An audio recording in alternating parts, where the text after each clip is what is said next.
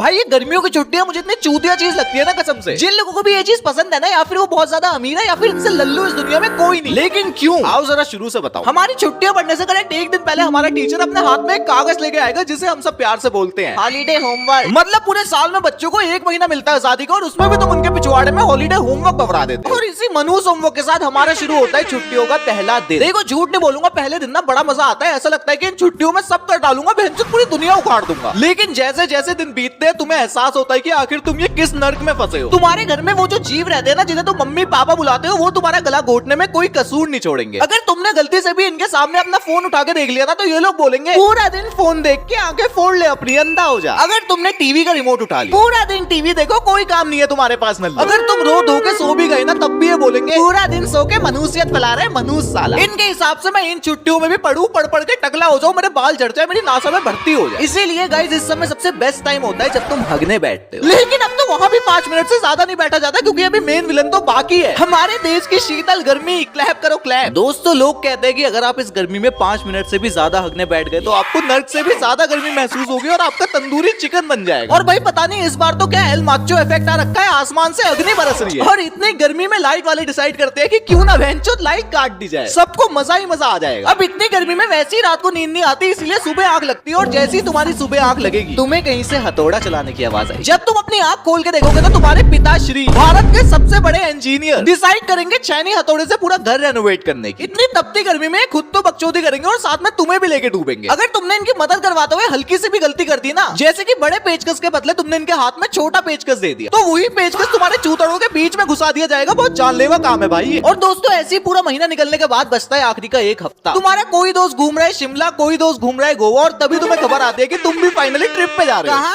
नानी के घर। मिडिल क्लास लोग ना वेकेशन पे कुछ ही जगह जा पाते हैं, जैसे कि नानी का घर, नैनीताल, या फिर कोई सस्ता सा वाटर पार्क जहाँ के पानी में तुम्हें किसी बच्चे की टट्टी तैरती हुई मिल जाएगी। नानी के घर पहुंच के ना तब भी थोड़ा सही लगता है, क्योंकि वहाँ तुम्हें हर टाइप का बंदा मिल जाए, कोई बुढ़ा, कोई जवान, कोई तुम्हारी उम्र का, कोई तुमसे कुछ ज्यादा ही छोटा।